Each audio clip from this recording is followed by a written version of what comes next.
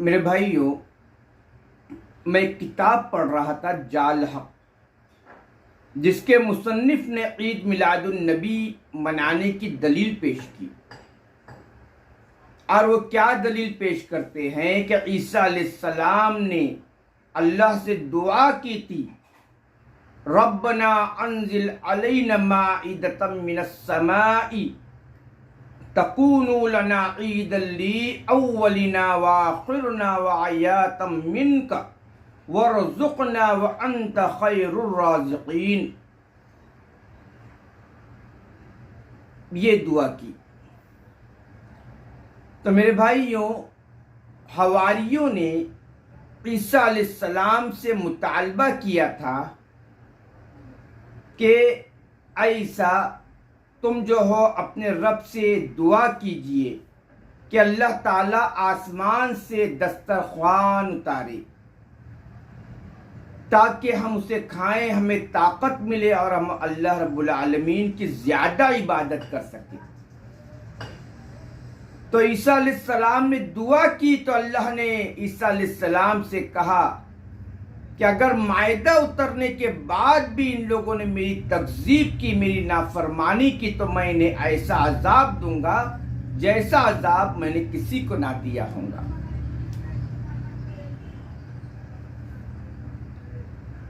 یہ اس کی تفسیر ہے میرے بھائیو۔ تو اللہ تعالیٰ نے آسمان سے مائدہ اتارا، دسترخوان اتارا، جس میں 7 مچھلیاں 7 روٹیاں تھیں، جو کبھی نہ ختم ہونے والی تھی۔ تو حواریوں نے اسے جلدی جلدی جمع کر کے ذخیرہ کر کے رکھنا شروع کیا، تو اللہ تعالیٰ نے اس مائدے کو اٹھا لیا۔ تو اس قرآن کی آیت کو دلیل بنا کر کہتے ہیں کہ عید میلاد النبی پر بھی خوشیاں منانا جائز ہے۔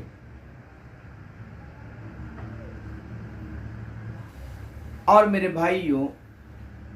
لکھتے ہیں جال حق کے مصنف اپنی کتاب کے اندر کہ عیسائی بھی اتوار کے دن کو عید کا دن مانتے ہیں۔ تو میرے بھائیوں، افسوس ہوتا ہے ہمیں کہ ان بھولی بھالی امت کو جن لوگوں نے گمراہ کیا ہے وہ دین کا اصول بھی نہیں جانتے ہیں۔ سب سے پہلے تو ہم جو ہے عیسیٰ علیہ السلام کی امت نہیں ہے، ہم امت محمدیہ ہے، اور نبی کریم صلی اللہ علیہ وسلم کے تعلق سے اللہ نے فرمایا وَمَا آتَاكُمُ الرَّسُولُ فَخُذُوهُ وَمَا نَهَاكُمْ عَنْهُ فَانْتَهُوا، کہ میرا نبی جو دے لے لو اور جس سے روک دے اس سے رک جاؤ۔ اللہ سے ڈرو کیونکہ اللہ سخت عذاب دینے والا ہے۔ یہ نہیں کہا کہ عیسیٰ جو دے وہ لے لو، یہ کہا کہ میرا نبی جو دے وہ لے لو، کیونکہ تاریخ اسلام میں نبی کریم صلی اللہ علیہ وسلم کی بھی 2 حیثیت ہے، ایک محمد ابن عبداللہ اور دوسری محمد رسول اللہ صلی اللہ علیہ وسلم۔ تو جب آپ صلی اللہ علیہ وسلم پر پہلی وحی اقرأ باسم ربک الذی خلق اتری تو وہ محمد ابن عبداللہ سے محمد رسول اللہ صلی اللہ علیہ وسلم بن گئے، اور پھر اللہ نے فرمایا کہ میرا نبی جو دے لے لو، جس سے روک دے اس سے رک جاؤ۔ اور میرے بھائیوں، شرم کرنا چاہیے ان علماء سو کو جو دلیل کے طور پر عیسائیوں کی دلیل پکڑتے ہیں، عیسائیوں کی طور طریقے کو ہمارے سامنے پیش کیا جاتا ہے،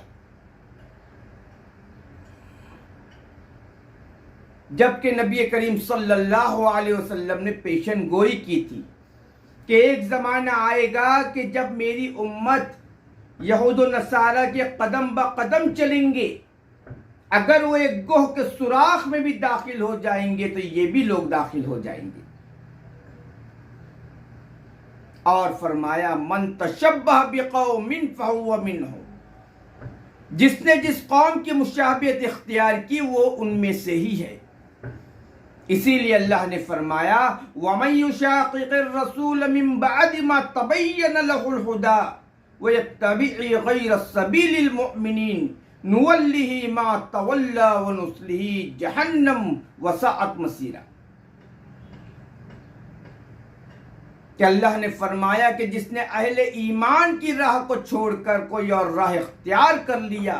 تو اللہ تعالیٰ اسے اسی راہ پر چلا دے گا جس پر وہ خود متوجہ تھا، اور ایسے لوگوں کے لیے اللہ تعالیٰ نے جہنم تیار کر رکھی ہے میرے بھائی۔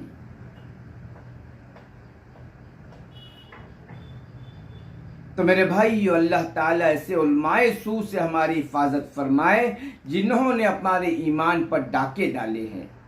اور امت کو گمراہ کر کے رکھ دیا۔